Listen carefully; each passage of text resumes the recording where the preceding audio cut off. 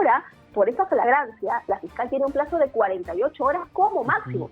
Pero dentro de esas 48 horas, se entiende que hoy mismo, al menos eso es lo que se esperaría, ella debería de ya presentarle al Congreso el pedido de levantamiento de la inmunidad para que, por supuesto, el Congreso le dé la celeridad que corresponde y se le levante la inmunidad. Estamos en estos momentos en la comunicación con la abogada penalista Romy Chan. Doctora Chan, ¿qué tal? Buenas noches o buenas tardes. Buenas tardes, muchas gracias por la invitación. Bien, Pedro Castillo, frustrado golpe de Estado, no dio la talla ni para dictador, lamentablemente, pero sí le convierte en una persona que ahora tiene muchísimo que responder ante la justicia por lo que acaba de provocar, sin contar los procesos que están en curso. ¿Qué delitos habría perpetrado el expresidente Castillo?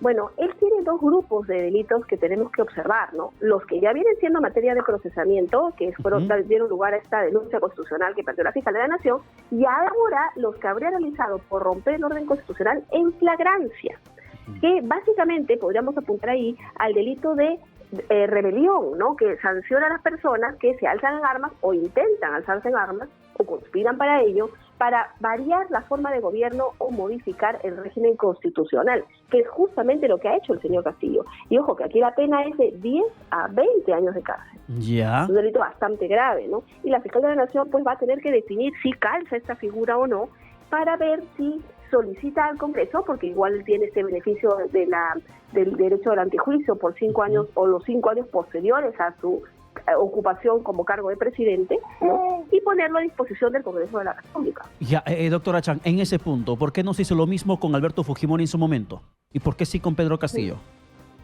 Bueno, la diferencia es que en el caso del presidente Fujimori, él convocó a un referéndum y además hubo cierto consenso a nivel de todas las fuerzas respecto a que era lo que se necesitaba en el Perú, y es más, luego el referéndum aprobó y le dio legalidad a este golpe de Estado, y además fue una gran diferencia, ¿no?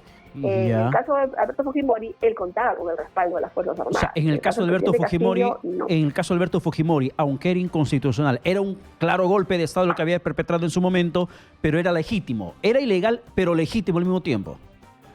Yo creo que era ilegal e ilegítimo, pero el problema es que como las Fuerzas Armadas lo avalaban, era un golpe de Estado que no se pudo detener y que definitivamente en su momento quebrantó el orden constitucional, de eso no hay ninguna duda, ¿no?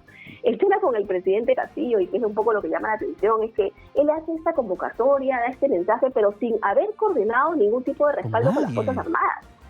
Lo cual es absurdo realmente. Yo creo que refleja una poca inteligencia, una nula estrategia en su proceder, ¿no? Poca inteligencia, nula estrategia, y además ese reflejo de la forma como estaba gobernando el país, con improvisación total y sin consulta de nadie, que realmente le pueda dar un consejo adecuado del cómo actuar en un marco de hostilidad política que estaba atravesando de manera constante. Además del tema de rebelión, ¿qué otro delito había perpetrado Pedro Castillo?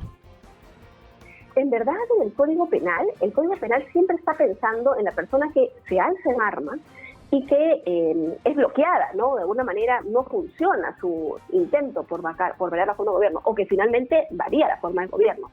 No hay mayor delito que podría realmente hablarse en el caso del presidente Castillo, y ese va a ser un poco el reto que ahora va a tener la Fiscalía de la Nación por esa detención que estaría operando en flagrancia. Porque si es que no llega ella a encajar la conducta de ningún delito, no va a poder poner a disposición al presidente de manera inmediata al Congreso y pedirle celeridad al Congreso en el levantamiento de la inmunidad. Y claro, si es así, lamentablemente, como ocurre con cualquier ciudadano, lo tendría que dejar en libertad. Ya, ese es un punto importante al que quería llegar, doctora Chan. Flagrancia es algo que ha hecho que Pedro Castillo hoy esté bajo detención policial, ya bajo una sujeción del Ministerio Público. Tiene que acatar lo que pueda disponerse. Pero esta condición de expresidente, que no deja de ser expresidente, que no deja de alcanzarle la inmunidad del antejuicio político hasta por 5 años de haber dejado el cargo, la condición de expresidente impediría que él, por ejemplo, en estos momentos pueda ser sometido a un mandato de detención preliminar y posterior prisión preventiva. Definitivamente no puede tomarse una medida de prisión preliminar ni de prisión preventiva en su contra sin haberse levantado el tema de la inmunidad, incluso a pesar de que estemos frente a una detención en flagrancia. O sea, yo sí opino que, por más que no nos guste el presidente Castillo, por más lo que haya hecho, bueno, el expresidente, ¿no?, haya sido algo totalmente contrario al orden constitucional del Perú, lo cierto es que la Constitución y nuestras normas establecen ciertas reglas. Y una de esas reglas es que los altos funcionarios y los expresidentes, hasta 5 años después de su mandato, gozan de este privilegio, que es que el Congreso apruebe el levantamiento de su inmunidad para autorizar un procesamiento. Entonces, ahora, por esta flagrancia, la fiscal tiene un plazo de 48 horas como máximo. Pero dentro de esas 48 horas, se entiende que hoy mismo, al menos eso es lo que se esperaría, ella debería de ya presentarle al Congreso el pedido de levantamiento de la inmunidad para que, por supuesto, el Congreso le dé la celeridad que corresponde y se le levante la inmunidad. Hacerlo de otra manera, yo creo que sí podría quebrantar las normas. Y ahí sí, por primera vez, creo que el presidente podría pedir algún tipo de habeas corpus, acción de amparo, y le sería favorable. Que lo ha venido haciendo. Claro. Y le debería ser favorable. Entonces, por más flagrancia del delito perpetrado o presuntos delitos perpetrados, porque no se puede determinar qué otros habría cometido Pedro Castillo, no pueden inmediatamente decir detención preliminar ni prisión preventiva, porque se tiene que respetar y someter al mandato constitucional de la inmunidad que le alcanza por ser expresidente. Pero en el tema de plazo, doctora Chan, hablamos de 48 horas. ¿Son computables cuando son feriados? ¿Fines de semana? Sí. En el caso de las detenciones son 48 horas corridas, que no importa si fuera feriado, sábado, domingo, igual el tiempo se cuenta. O sea, la detención por flagrancia vencería a la 1 de la tarde del día sábado, por ejemplo. Del día viernes. Así es, porque es desde el momento en el que se le notificó la detención, o sea, que se le dio a él la papeleta en la que formalmente él quedó como detenido. No habría que ver la hora en la que exactamente se consignó en ese documento y a partir de ahí contenían las 48 horas.